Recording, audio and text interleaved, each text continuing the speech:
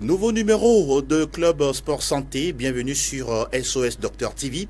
Que dire, aujourd'hui nous parlons de deux grandes thématiques dans deux grandes fenêtres. D'abord la première va être consacrée au tennis, sinon la petite balle jaune avec la Coupe Davis groupe 2 mondial qu'accueille le Togo à partir de ce 3 février. Nous en parlons avec nos confrères en studio également. Nous avons une interview exclusive du directeur technique national de la Fédération togolaise de tennis, Louis Segbiaïa. Nous parlons également de football, la D2 naturellement avec la Gaza FC et puis l'Étoile filante qui sont en roue libre. Le trio, que ce soit FC Aknour, Fouada de Dapan ou encore Ifodie d'Atapamé, qui ont eu des diverses fortunes. Et nous parlons également du congrès électif de la Fédération togolaise de football avec le colonel Guy Kossi-Akpovi qui va être reconduit pour un 3e mandat de suite. La seconde fenêtre s'occupe de la CAN, Zoom CAN, la Coupe d'Afrique des Nations. On connaît déjà 2 demi-finalistes. Il s'agit du Nigeria de Victor Osimhen et de la sélection de la RD Congo de Chancel Mbemba. On parle également de ce match qui nous attend tous dans quelques heures. Sinon, la Côte d'Ivoire face au Mali, nous sommes descendus sur le terrain pour aller rencontrer les communautés ivoiriennes et maliennes, on va en parler tout à l'heure. Tout ceci dans l'émission Club Sport Santé. Bienvenue à tous. Bonjour, bonsoir sportifs. La première partie, c'est tout de suite.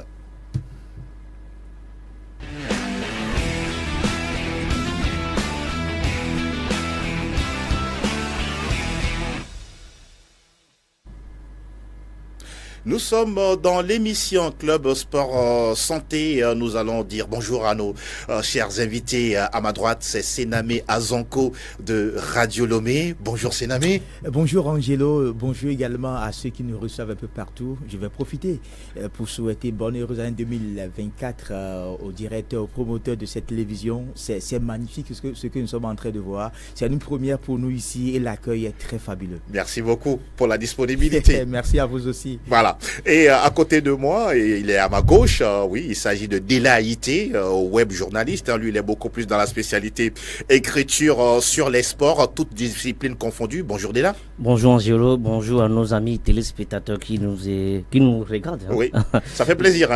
Par le monde Angelo, ça a été un plaisir pour moi d'honorer cette invitation et puis je vous dis un grand merci au promoteur de cette structure qui a pris bon soin de mettre en place ce beau plateau pour le développement de la santé et puis du sport. Et du sport. Et sport, nous on en parle pendant 60 minutes. Messieurs, on va s'intéresser à la petite balle jaune, parler du tennis. Dela, c'est une discipline également que vous avez l'habitude de suivre et de couvrir. Le Togo qui accueille la Coupe Davis. Cela représente quoi pour notre pays aujourd'hui avec votre œil de journaliste? Oui, Angelo, il faut saluer tout d'abord le président de la Fédération togolaise de tennis qui n'a ménagé aucun effort pour la réussite de cet événement. Il faut dire que 24 ans après, le Togo retrouve la Coupe Davis. Vous n'êtes pas à savoir que le Togo a fait un parcours élogieux en Afrique du Sud au mois de août 2023 et juillet 2023. Le Togo avait battu la Côte d'Ivoire, Algérie et autres là. Donc aujourd'hui, le Togo est face à l'Indonésie qui n'est pas aussi une moyenne équipe.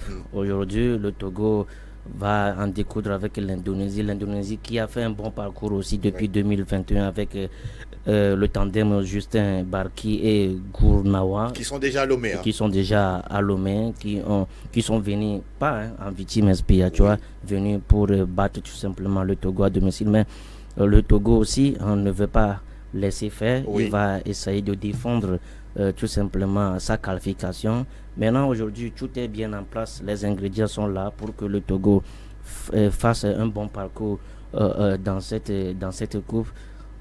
Accueillir un match à Lomé, c'est montrer la belle face du Togo à l'extérieur et puis de compter aussi le Togo dans la cour des grands, de compter le tennis togolais aussi dans la cour des grands. Aujourd'hui, on sait que le sport de main est un peu laissé sur les carreaux, mais aujourd'hui, la Fédération togolaise de tennis nous rappelle qu'ils sont là, ils peuvent révolutionner le tourisme et nous sommes devant le fait accompli. Devant le fait accompli, la compétition démarre déjà dès cet après-midi sur les cours de la Fédération togolaise de tennis. Sénamé, vous avez également l'habitude de suivre cette discipline et les activités de la FTT. Le Togo qui accueille l'événement, pression, avantage? Tout d'abord, félicitations au Togo d'avoir accepté et abriter l'événement. C'est une grande première. C'est dire qu'après pratiquement 20 ans, nous renouons avec la compétition. Et n'oubliez pas que, excepté la CAN cadette que le Togo a abrité en 2007, oui, le Togo aujourd'hui fait partie de la palme en termes des nations. Et je crois que c'est une opportunité pour nous, quitte à nous de la saisir.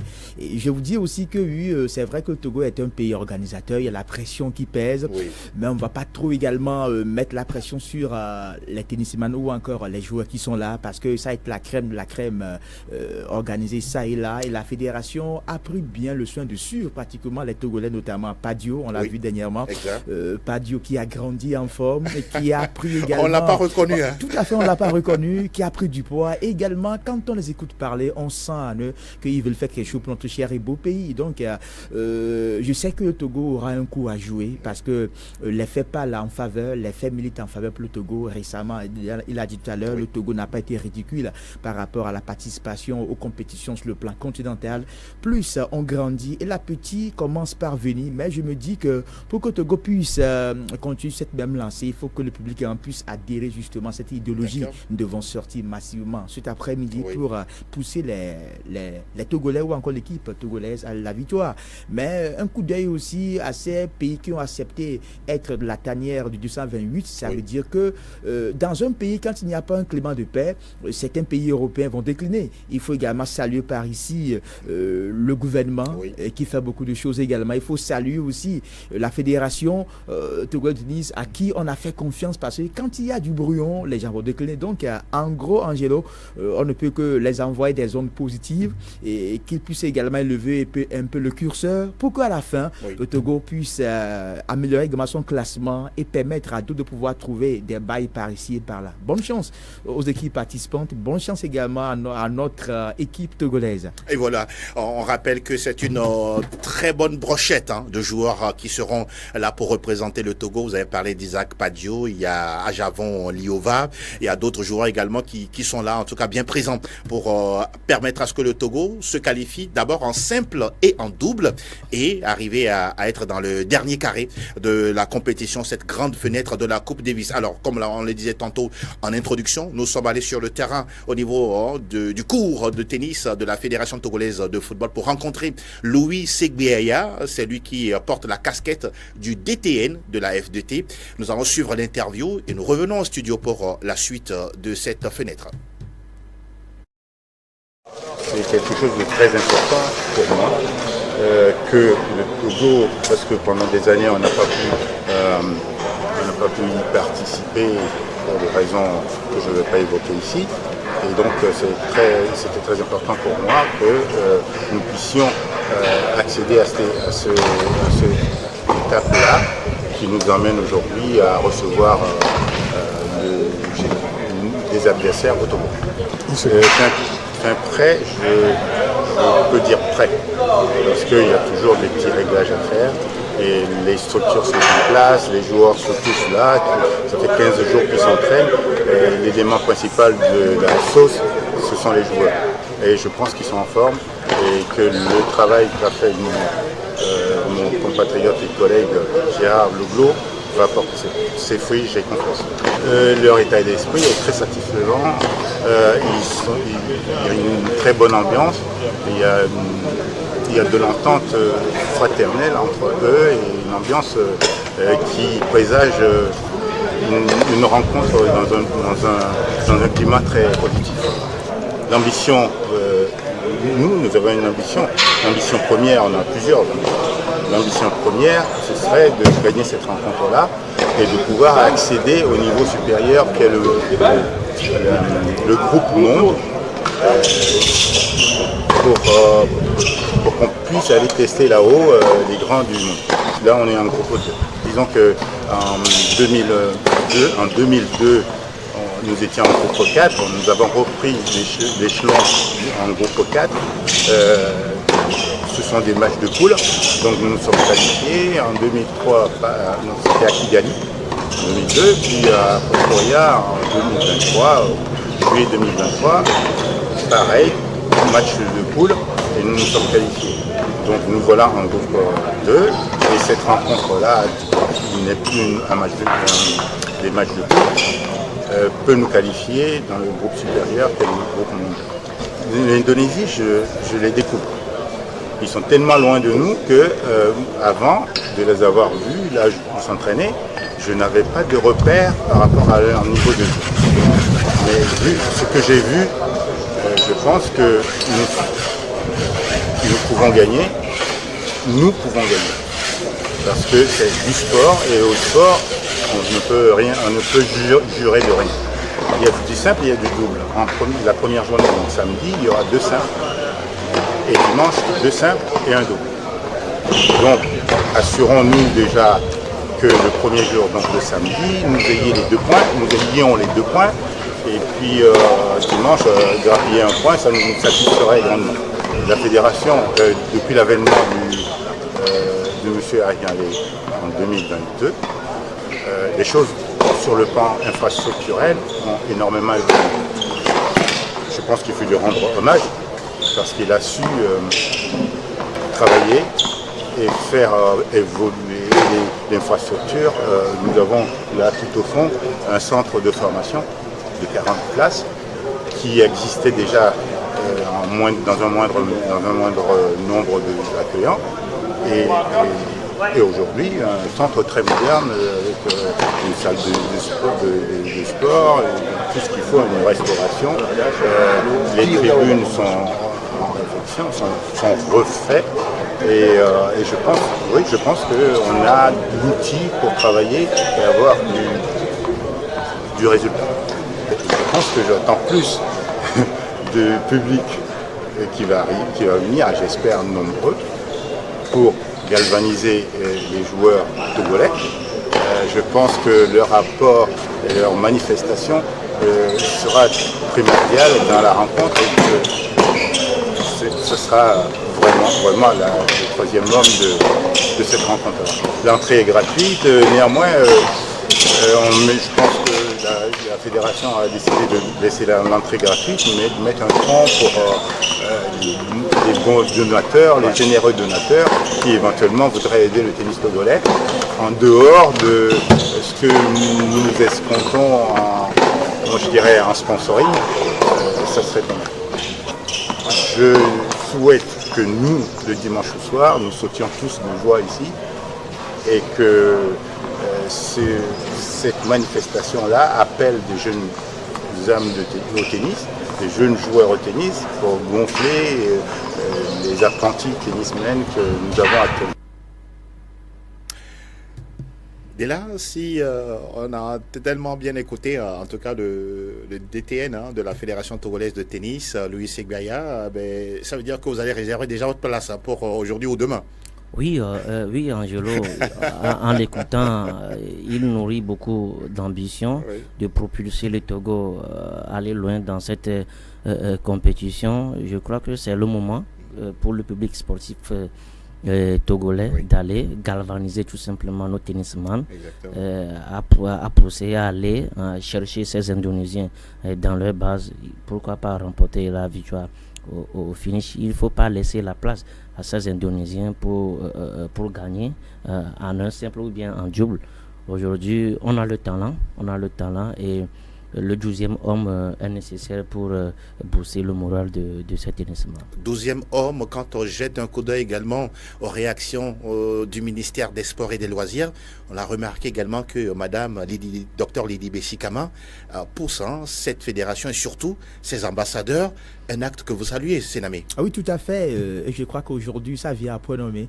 Et parce que on a besoin du Togo, on a besoin de la population. Parce que quand ça va crier, quand ça va engueuler dans les tribunes, la motivation sera au rendez-vous. Et que ces joueurs auront dans l'esprit le patriotisme. Et qui plus est, marquer d'abord son territoire dès leur entame, en marquant quand même les points pour continuer. Moi, j'ai foi à ces joueurs togolais et j'ai foi également qu'au public qu'ils sortiront réellement pour galvaniser et surtout pousser les Togolais à la victoire. Maintenant, il va falloir que de ces compétitions, de ces tournois-là, que d'autres pépiniers, les pépites qui sont là, puissent quand même y aller, scruter et prendre et nouer des contacts avec ceux qui viennent d'ailleurs. Pourquoi pas? Pour également faire comme l'a fait Padio. On veut avoir un deuxième, un troisième, un quatrième Padio pour toujours quand même honorer cette discipline-là et qui aujourd'hui d'une manière caricaturale, pratiquement les sports de main sont oubliés. Mais on a l'impression que voilà le bilan en termes du tableau des médailles, les sports de main apportent plus par rapport au football. Donc aujourd'hui, pratiquement le ministère a compris. Donc et nous alignons derrière pour l'accompagner, pour être un peu partagé entre les disciplines, pour booster un peu là où les médailles viennent, plutôt que de débourser là où comment les guilles commencent pas à tomber. Ah oui, on rappelle que la compétition démarre ce samedi et prend fin dimanche.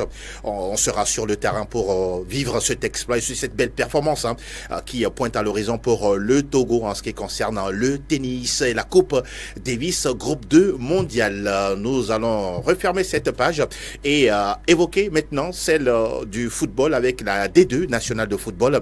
Et que dire de cette équipe de l'étoile filante de Lomé dès là, la dernière fois qui était en déplacement à Tabligbo face à Arabia, qui est une équipe également qui met en difficulté souvent ses adversaires. L'étoile filante qui est allée et surtout qui a fait preuve d'efficacité en marquant 3 buts, c'est-à-dire à la fin 3-2 pour le groupe de BNTT à Djakpa. Apparemment, ils sont en train d'apprendre de leurs erreurs. Exactement. On a vu une formation de l'étoile filante métamorphosée après la phase aller. L'autre fois face à Arabia AZB, à Tabligbo. On a vu une équipe d'étoilistes très réaliste devant le but. Déjà 25 minutes, ils ont déjà marqué 3 buts. Mieux était des erreurs défensives à la fin de la première partie. En deuxième partie, que Arabia est revenu pour marquer 2 buts pour un score de 3-2. Aujourd'hui, on a vu que l'étoile filante a envie de revenir en première division, de jouer les play-offs.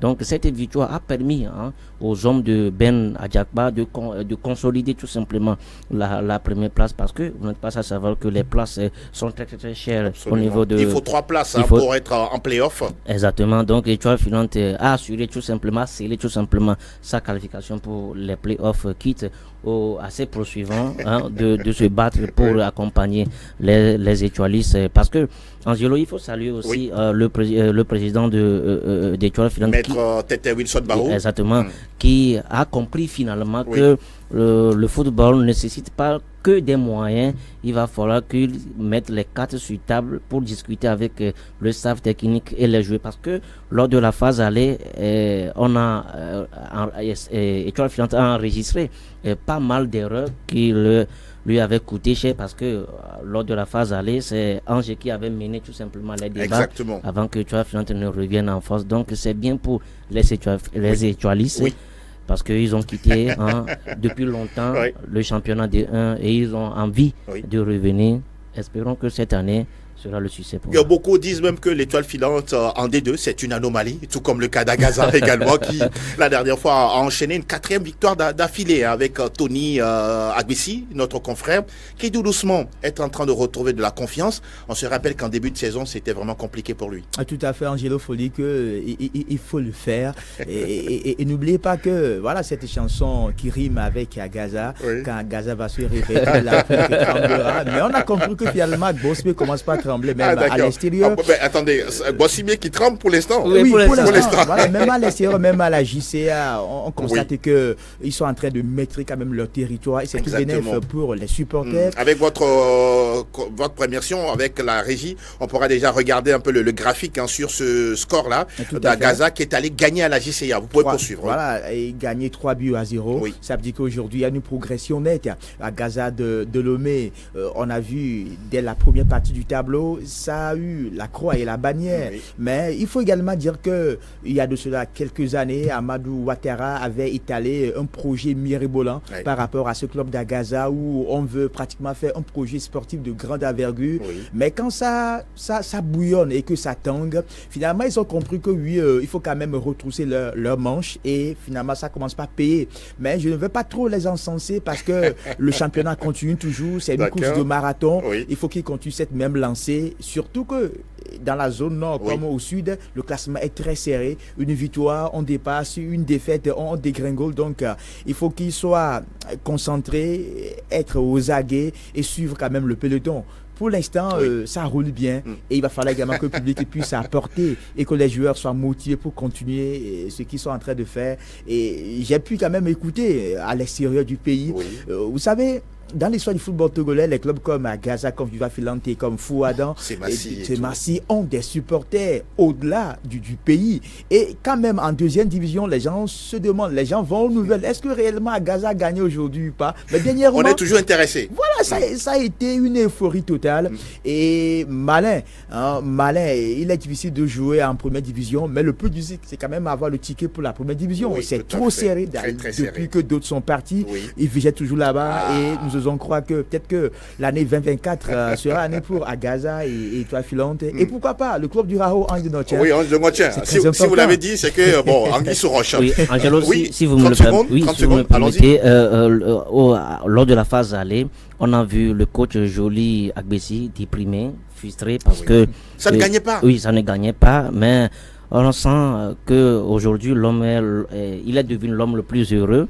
Parce que depuis la phase retour, Agaza enchaîne victoire sur victoire. Exactement. L'autre fois, je lui ai posé la question, est-ce que l'objectif est toujours le même? Il a dit que oui, que ses enfants lui avaient promis que tous les clubs qui avaient battu Agaza lors de la phase aller, ils vont les rendre la monnaie tout simplement lors de la phase de retour. Je crois que la prophétie est en train, ou bien la promesse est en train d'être réalisée parce que au niveau de Bossimé, il croit à la montée. En tout cas, il croit bien. La prochaine journée sera très cruciale. Et surtout, les deux présidents ne lésinent pas sur les moyens. Amadou Ouattara d'un côté et puis Maître Tété Wilson Baoun, en tout cas, donne ce qu'il faut pour permettre à ces deux équipes-là de revenir, pourquoi pas, en première division. Mais d'abord, il faut passer par la case des playoffs. Nous continuons de parler de la D2 avec toujours la complicité de la régie pour regarder les autres résultats.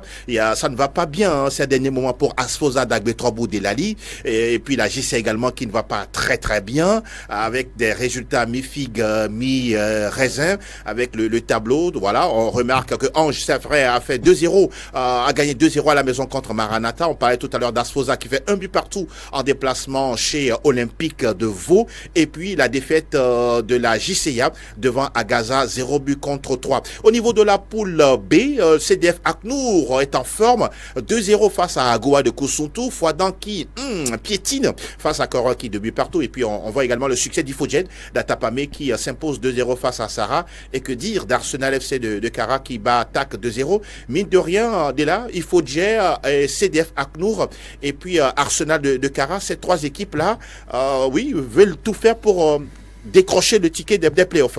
Angelo, c'est très serré au niveau de la poule B. Oui. Aknou avec 22 points, Ifodjen 22 points, Arsenal 18 points, très serré. Jusqu'à présent, on ne sait pas si ces trois équipes seront dans le top 3 pour les playoffs parce que derrière, il y a Fouadan et Koroki avec 16 et 15 points. Et les trois se sont imposés la dernière fois. Exactement. Oui. Donc, la prochaine journée, le mercredi, sera très, très, très cruciale pour ces clubs parce que Fouadan va jouer contre Arsenal. Oui. Hakunou va jouer contre Koroki et Ifodjen contre Tak.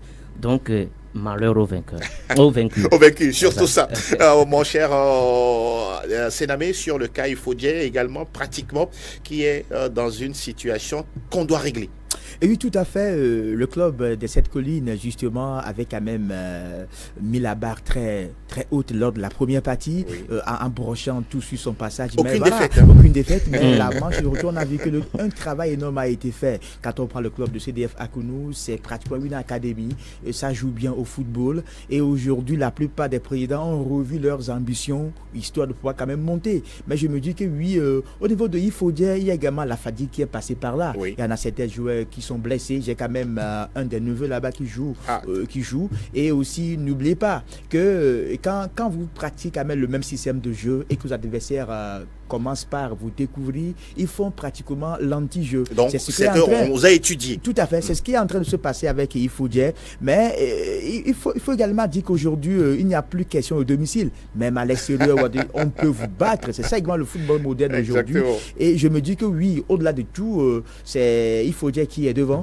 Maintenant, ça va batailler derrière entre Arsenal, ce néophyte qui pratiquement est en train de mettre le monde d'accord par rapport à un soutien inextrémé de la population. Vous allez voir, ce sont des jeunes mais qui tapent bien dans le ballon et qui donnent envie de suivre. Maintenant, les plus huppés, les plus capés, les plus anciens que nous connaissons comme Fouadan et Dapaon, qui aujourd'hui mélangent vitesse et précipitation. Je me dis aussi que la chance n'accompagne que les grandes équipes préparées et que tout peut chambouler dans cette poule B où aujourd'hui tout est serré. Maintenant, il faut que certaines équipes ne descendent pas en détroit. C'est très capital. Mais bon, finalement, ça viendra. Sarah Sport de Bafilo qui aujourd'hui a perdu tout.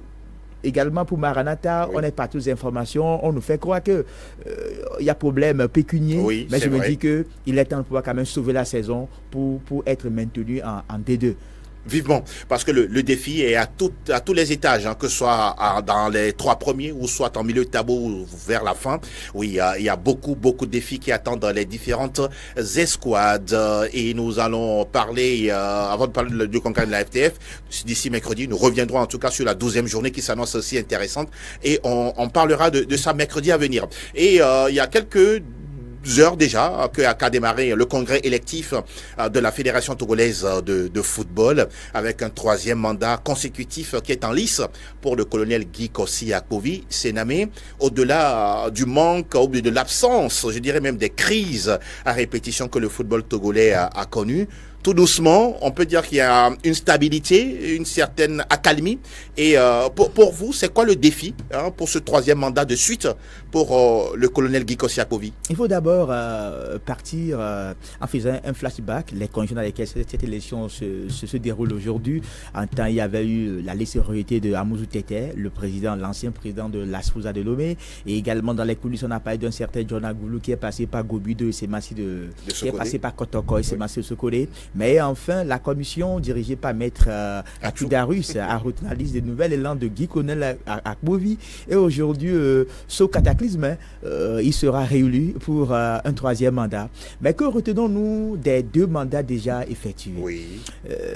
En termes du comparatif, si on me demande de prendre un béquille rouge, je donnerai 5. D'accord. Voilà, c'est la passabilité. 5 sur 10. Et oui, parce que l'objectif numéro 1, c'est de voir le Togo se qualifier pour la CAN. D'accord. Mais en 3 éditions consécutives, le Togo a loupé une CAN à 24 équipes. Ce qu'on peut retenir, c'est que sous colonel Guy Akpovi, le ballon roule. C'est très important. Le championnat est régulier. Les clubs se qualifient pour la Coupe de la Confédération, la Ligue africaine des champions, même s'ils ne font pas Longfeu Septé Asco, qui a joué la Coupe de la Confédération en match de poule. Et il n'y a rien à retenir comme résultat positif. Maintenant, pour un 3e mandat. En histoire, on dit quand le fait se produit pour la première fois, on parle de tragédie, mais quand ça devient répétitif, on parle de comédie. Se dirige-t-on réellement vers une comédie? La grande interrogation.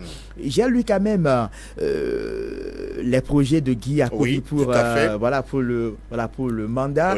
Mais quand les prochaines 4 années. Mais quand on lit entre les lignes, entre les phrases, c'est toujours les mêmes choses.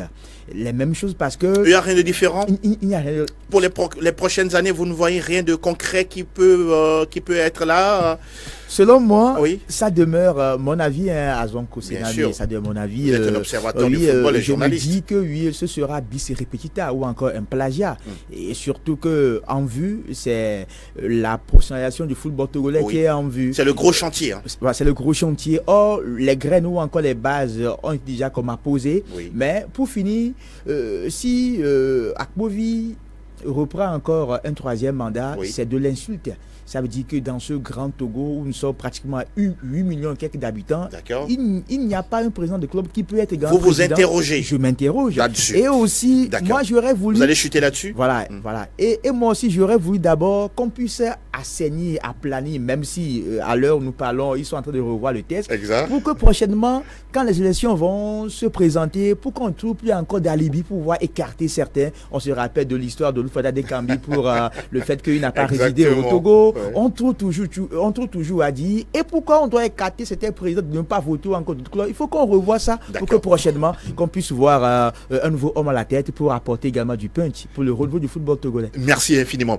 Dès là, sur ce congrès électif-là, pour les 4 prochaines années du colonel Guy Kossi à Akbovi, pour vous, quelles doivent être les priorités avec votre œil de journaliste sportif? Oh oui, Angelo, avant d'arriver là, je voudrais dire qu'on va de pas peindre en noir Oui. le passage. Tout n'a pas été en noir. Exactement. D'accord. Le passage du colonel Guy Akbovi à la fédération, c'est que le ballon a roulé. Oui. Les éperviers dames ont participé pour la première fois à une phase finale de la CAN.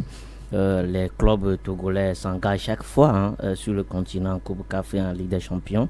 Donc aujourd'hui, le troisième mandat du colonel constitue un nouveau défi parce que je crois que le colonel a fait la somme et la soustraction des... Il en est conscient. Exactement. D'accord. Des 2 mandats précédents. Oui. Il a vu ce qui a marché, ce qui n'a pas marché.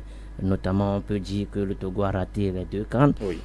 À 24. À 24. Récemment, on a prolongé le sélectionneur Paulo Duarte et l'objectif est de faire tout son possible pour que le Togo Soit au Maroc. soit au 2025. Maroc en 2025. D'accord. Maintenant, le président a promis organiser pour ce troisième mandat le championnat des jeunes D'accord. de toutes les catégories, de mettre une politique de formation en place, histoire d'avoir des pépinières pour étoffer des sélections. Des équipes nationales. Exactement. Donc, on pense et on croit que le président de la fédération est conscient et il va mettre en pratique tous ces projets qu'il a déjà concoctés. On va lui accorder un bénéfice du doute. D'accord. Il est homme, la perfection n'est pas de ce monde. Attendons de voir la mi-mandat, ou bien 2 ans après, ou bien 1 an après. On va faire un petit bilan. D'accord. Pourquoi pas lui relancer, monsieur? Ça là, vous avez promis, il faut le faire. D'accord. Vous l'avez dit si bien. De toutes les façons, d'ici mercredi, on reviendra sur ce congrès avec les à côté et on va faire l'effort également, si possible, d'aller décrocher une interview exclusive avec le président de la Fédération togolaise de football, histoire de nous expliquer encore beaucoup plus en profondeur les grands axes de son chantier pour les 4 prochaines années. C'est ce qui me fin, mesdames et messieurs, à la première partie de cette émission. Nous allons aborder la seconde fenêtre qui est réservée à la Coupe d'Afrique des Nations.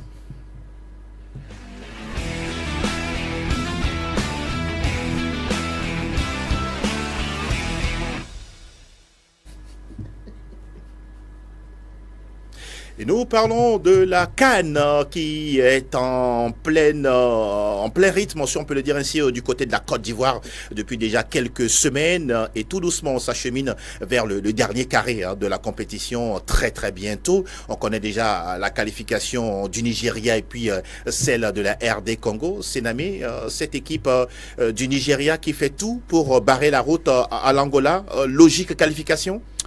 C'est mérité au regard du vécu du prestige, vu également sa participation, vu ce qu'ils ont démontré en match de poule, vu également le collectif qui a primé sur l'individualisme. Oui, les Sapa Eagles méritent quand même leur qualification, mais à côté, on aurait voulu voir l'Angola continuer, les Panecras Negras qui ont mis tout le monde d'accord par rapport à ce football axé sur le physique et surtout avec la confiance faite à un certain Ndala qui avait marché sur l'eau, mais qui est descendu hier. Gerson. Et voilà. Pratiquement, on a quand même le pincement au cœur. On aurait souhaité que l'inverse ou encore d'autres affiches pour permettre quand même à l'Angola de pouvoir faire douter aux gens. Mais je me dis, oui, c'est aussi la CAN des surprises, puisque les super ou encore les méga favoris sont out, et le Nigeria aujourd'hui reste quand même est en train de prouver que le pays a appris de ses erreurs, le pays a appris quand même des couacs constatés lors des décisions précédentes pour se corriger. Et je me dis que la voie est balisée. Pourquoi pas aller en finale, puisque l'Afrique de l'Ouest commence pas à gagner également en confiance avec le Nigeria. En tout et cas, pour, ils sont bien là, les Super Eagles de Victor Osimhen, qui la dernière fois est sorti sur un petit pépin. Il semble que ça va aller. C'est des crampes. C'est des crampes. Oui, il faut saluer le mental des joueurs nigériens, parce que avant la compétition, ils sont allés à Abu Dhabi avec une sévère défaite contre la Guinée. Ça fait parler. Le Sili national. Donc plusieurs ne vendaient cher la peau des Super Eagles dans cette compétition. Les gens disent que les Super Eagles vont montrer encore leur vieille manière de jouer, mais avec le match nul d'entrée face à la Guinée, si je ne me trompe pas. Maintenant, aujourd'hui, cette formation est en train de prendre de volume match par match. Il faut saluer l'apport des légendes comme Okocha, Michael Obi, qui sont autour. Ahmed Moussa, qui sont autour de cette équipe, qui booste le moral de ces joueurs. Et puis le sélectionneur José Peseiro, qui ne ménage aucun effort de placer ses pions en bon moment, à bon endroit.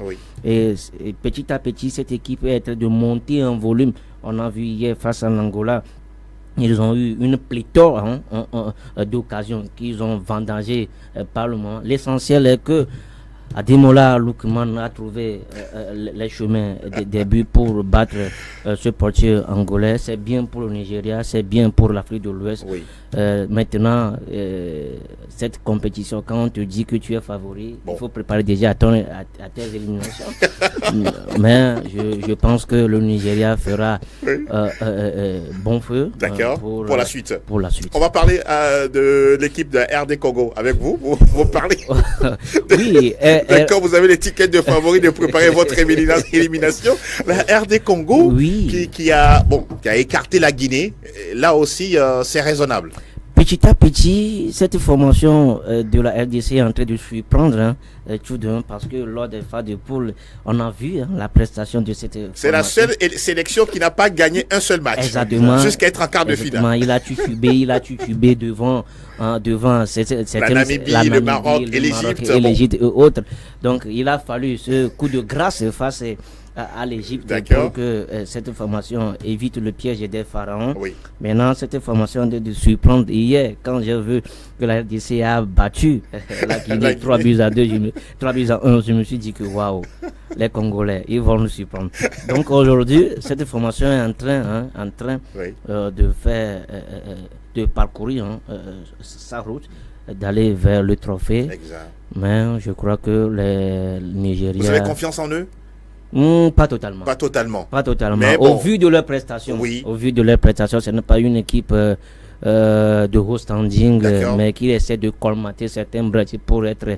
Mais ce n'est pas de la chance quand même. Pour une première fois, ils ont gagné sur le terrain. Ils ont face à une équipe de la Guinée. Mais la déception, c'est cette équipe guinéenne. 30 secondes là-dessus. Avec des joueurs comme Guirassy, Naby Keita, autres qui n'ont pas su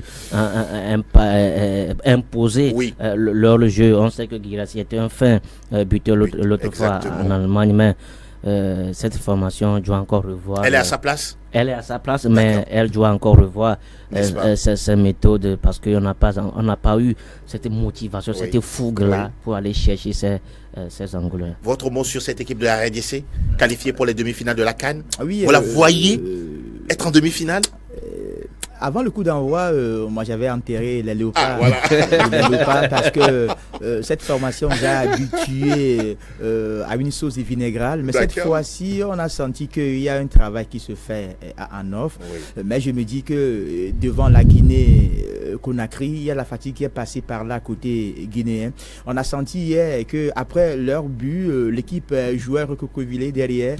Et surtout, ça a permis quand même à cette formation de la RDC de faire parler de ses valeurs. Et derrière, on a vu aussi que Kaba Diawara, la tandem Kaba Diawara, Hussein Diawara, à quelques minutes, à quelques minutes, eux-mêmes sentaient que c'est fini pour eux, ou encore la carotte est déjà cuite pour eux. Oui. Et en football, il faut quand même motiver, même en deux minutes, on peut scorer jusqu'à 2 buts. Exactement. Donc aujourd'hui, oui, c'est déjà bon, c'est top niveau pour la Guinée, parce que jadis, la formation n'a pas pu quand même se hisser en quart de finale, c'est top niveau. Maintenant, ils vont scruter sur le niveau atteint. Exactement. Et travailler dessus pour revenir et requinquer dans 2 ans et passer à aller en demi-finale, puisque aujourd'hui en football c'est le travail qui commence par payer. Oui. Et pour revenir aussi par rapport à l'équipe de Nigeria, de l'Angola. Oui, de l'Angola. Gonzalez même s'est pris au mot. Il a dit qu'il va prendre les chicottes congolais pour jouer contre eux. Mais finalement, voilà, ils sont passés par là. Ça donne quand même le charme à cette compétition et on a envie quand même de suivre. Nous autres, on a de la graine à moudre. Et aujourd'hui, on voit l'heure pour le duel de ce soir. Oui, justement, le duel de ce soir, vous faites très bien. Alors, pour cette transition, on va évoquer les quarts de finale, la suite. Et fin déjà ce samedi avec tout à l'heure à 17h ce gros duel qui nous attend entre peuple frère, le Mali et la Côte d'Ivoire. Avant d'aller suivre les réactions des supporters, dès là, 30 secondes sur cette affiche, qu'est-ce que vous pensez là-dessus? La Côte d'Ivoire et le Mali. Oui. Ça sera chaud bouillant parce qu'au-delà de l'aspect sportif de cette rencontre, il y a l'aspect politique qui joue. On n'est pas à savoir qu'il avait 49 soldats qui étaient arrêtés au Mali. Exactement. Il a fallu la magnanimité du chef de l'État togolais pour que ces soldats regagnent Bercail. Oui. Aujourd'hui, en dehors du terrain en dehors du terrain, le match va se jouer en tribune. Je salue les deux présidents de la fédération aussi, qui ont concocté un message de paix, exactement, de fair play, de fraternité pour que ces deux supporters jouent le match de façon fair play dans le tribune.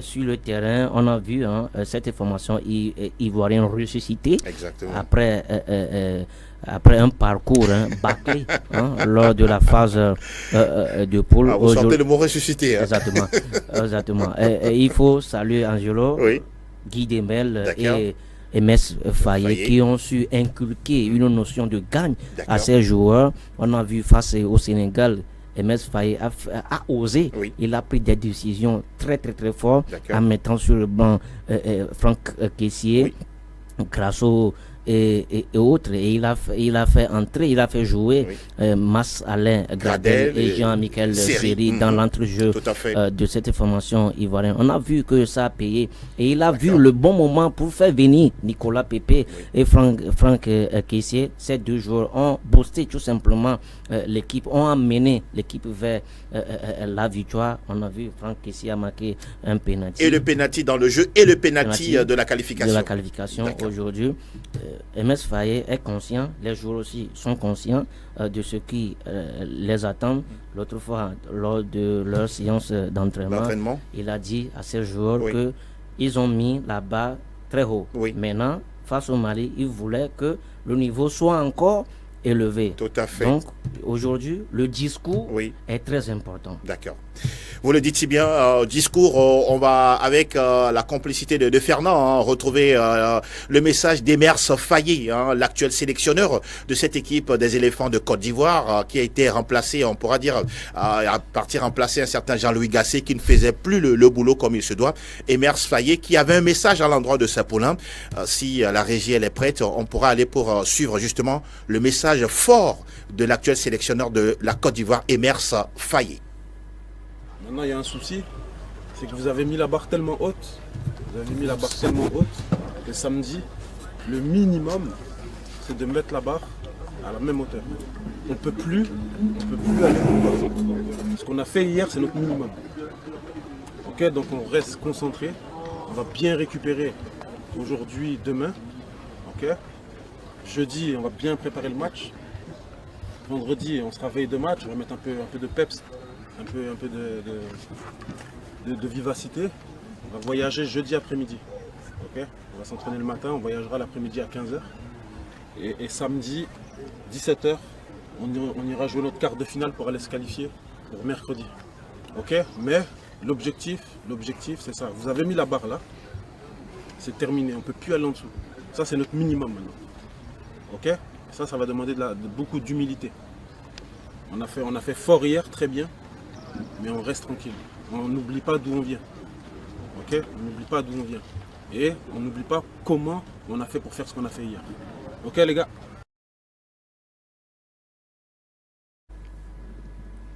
Emers Faye, c'est bien clair, hein, on pourra dire, c'est Namé, le message. Hein. Oui, c'est très important.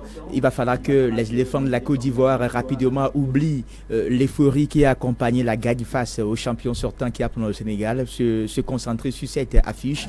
Je me dis que oui, c'est une autre rencontre qui démarre cet après-midi, puisque historiquement, les Aigles du Mali ont du mal à battre la Côte d'Ivoire en 30 confrontations. C'est les éléphants qui ont eu quand même le déçu, même si l'eau a coulé sur le pont. Il y a les réalités de 1900, 2002 peuvent ne pas être celles de 2024. Exactement. On a senti que oui, les éléphants de la Côte d'Ivoire avaient beaucoup travaillé face au Sénégal. Ils ont laissé beaucoup de gomme sur le terrain.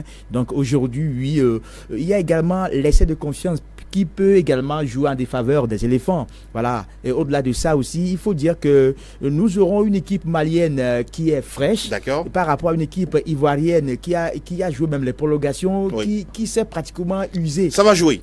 Donc il revient maintenant à Emers Faye de pouvoir quand même aligner une équipe à connotation jeune, un peu frais. Et aussi n'oubliez pas que les Maliens, c'est une équipe pratiquement académique, ça joue au beau football. Les attaquants doivent être lucides face au banc et faire confiance d'entrée de jeu à un certain Allais. Et même si son entrée n'a pas été blim-blim, mais son nom parle à sa faveur. Donc en gros, Côte d'Ivoire, Mali, je me dis que c'est un match piégé quand même. Voilà qui est dit. On va aller suivre les interviews concernant le supporter malien pour cette rencontre contre la Côte d'Ivoire avec la complicité de la régie. Le match là, il n'y a pas de souci. Ils nous ont bien accueillis, il n'y a pas de problème, on est chez nous. Il n'y a pas la différence entre la Côte d'Ivoire et le Mali. C'est un peuple qui est le même. C'est le football, c'est le fair play. Mais demain, les aigles vont prendre l'éléphant sur le dos. Les forces des aigles, c'est la patience. On a déjà le courage parce qu'on a été déjà envoyé par le bon chemin. On est sur ce bon chemin. Et demain, on va faire un score de 2-1. 2-1. On les donne par occasion parce que quelqu'un qui t'a gardé chez lui, il ne faut pas lui frapper jusqu'à le terrasser. Voilà, donc on lui donne les 1 là par un plaisir. Sinon, la coupe sera au Mali. Côte d'Ivoire, c'est fini. Ballon pour aller à la Sonama. Ambouga comme T Asura. Premier, deuxième, troisième. Ça, c'est T Asura. À grâce de T Asura, nous on est là. Tous les Maliens sont là avec tous les Maliens qui sont soutenus contre nous. Et Ambouko, alors Ambouko. Ambe gagne à la Sonama. Kasoa ke bi. On est Jamana Afrique Beka Lolo et bi. Tout d'abord, je tiens à vous remercier pour votre déplacement. Venir nous solliciter ici dans notre QG, qui est le QG des supporters maliens qui sont résidés ici au Togo. Et on vous remercie d'abord pour votre déplacement. Pour le match de demain entre le Mali et la Côte d'Ivoire, c'est un match de fraternité, un match qui se joue en famille. Le Mali et la Côte d'Ivoire, c'est le même pays. D'après les Ivoiriens, s'il plaît à Paris, Abidjan est mouillé. Bon, actuellement, c'est changé, les données sont changées. S'il plaît à Abidjan, Bamako est mouillé, parce que c'est la même famille. Le match de demain, je veux que toutes les équipes vont jouer, vont faire le fair play. Parce que la CAN, c'était bien organisé. Moi-même, depuis ma naissance jusqu'à aujourd'hui, j'ai commencé à suivre la CAN. Cette année, ça m'a beaucoup impressionné. C'est la meilleure organisation de la CAN cette année. Donc on tient à dire à les Ivoiriens de continuer à accueillir les étrangers d'après et à Kwaba. Ils n'ont qu'à continuer dans ce sens-là. Et le football, c'est le fair play. Si le Mali a gagné, c'est l'Afrique qui a gagné. La Côte d'Ivoire a gagné, c'est l'Afrique qui a gagné. Donc c'est qu'il y a là. Mais moi, je souhaite que le Mali gagne. Parce que vu que je suis un Malien, je souhaite que le Mali gagne. Merci bien. Voilà, donc parce que nous quoi il faut dire. Malien fait un peu de gens ben sont déjà là. Ben sont déjà là mona et puis Malien fait un peu de gens kono dusuba be kono bi. Faut garder Malien na bi mona parce que un président Assimi Koïta a dusu do Malien Dembela. Ka yira Malien Dembela jela ko wuli ka jo o de be hadama de la se yoro jang. Anga équipe mbe Côte d'Ivoire bi ambu fo ambe kla ka Ivoirien fana fo. Et voilà la réaction d'avant-match des supporters maliens que nous avons interviewés dans la capitale concernant ce match. On sent que oui, le match Mali-Côte d'Ivoire, c'est une question entre frères. On va essayer également d'écouter cette fois-ci les Ivoiriens, également très très enthousiastes à l'image de ce match contre le Mali. Bon, le match est déjà gagné. Hein. Côte d'Ivoire-Mali, j'espère que c'est 2-0. Pour tous ceux qui on voulait ajouter dessus que c'est la même famille. Côte d'Ivoire, Mali, c'est chambre salon. Ils sont la bienvenue dans notre pays. La Côte d'Ivoire, c'est chez eux, le Mali, c'est chez nous. Mais demain, il n'y a pas deux gagnants, il y a un gagnant. C'est l'éléphant qui gagne ou rien. C'est 2-0 demain. Non, on est mort lundi, on est ressuscité mercredi. Donc le reste là, il n'y a pas de souci pour ça. La coupe reste chez nous. Voilà, donc ce que je voulais ajouter, pour dire que les deux peuples, c'est la même famille. Voilà, ceux qui sont en train d'embrouiller les gens sur la toile, le Malien, c'est l'Ivoirien, l'Ivoirien, c'est le Malien, c'est la même famille. Voilà, c'est la même chose comme Dramane, nous sommes au Togo ici, on est chez nous. Ceux qui sont chez nous, ils sont chez eux. Ceux qui sont ailleurs, ils sont ailleurs. Donc c'est la même famille en fait. Demain sur le terrain, on montrera le Mali que le ballon là, c'est pour Côte d'Ivoire, c'est pas pour eux. Voilà. On dit le coup de marteau. Ah, c'est chez nous. La canne, c'est chez nous. Donc, on va confirmer que la canne, ça reste chez nous aussi. La coupe est déjà venue par le Sénégal. On a battu le Sénégal par tir au but. Donc, aujourd'hui, on s'est dit que dès que le Sénégal est parti, la coupe reste chez nous. Un petit match que moi, je vois pour demain. On a toujours gagné Mali dans la compétition. Mali n'a jamais gagné Côte d'Ivoire dans la compétition. Depuis quand on a été créé. Donc, il voit que Côte d'Ivoire bat Mali 2-0. Allah ka wula nɔgɔya. Kuma caman tɛ yen ne fɛ k'a fɔ. Ne bɛ fɛ k'a fɔ Mali Côte d'Ivoire an bɛɛ kelen. Mali Côte d'Ivoire an bɛɛ kelen. Fa kelen ba kelen. Mɔgɔw bɛ fɛ ka hasida bɛ don an ni ɲɔgɔn cɛ. An y'o bɔ an ni ɲɔgɔn cɛ quoi. An y'o bɔ an ni ɲɔgɔn cɛ. Ballon de nisɔndiya le.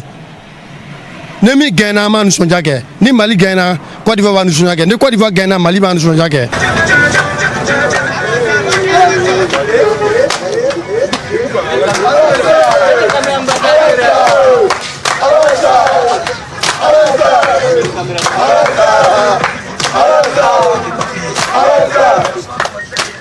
Alors c'est le mort.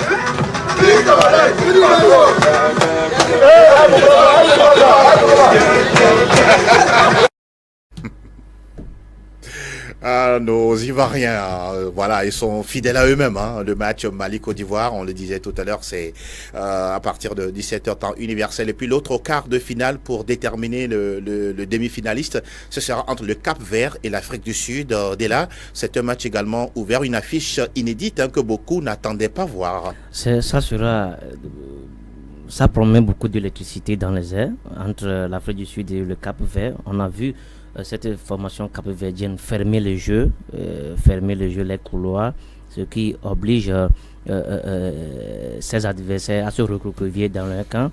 On sait aussi que cette formation de Hugo Bross aussi aime fermer les couloirs, fermer ses lignes, histoire de mettre en difficulté son adversaire. C'est Cap-Vert, Afrique du Sud.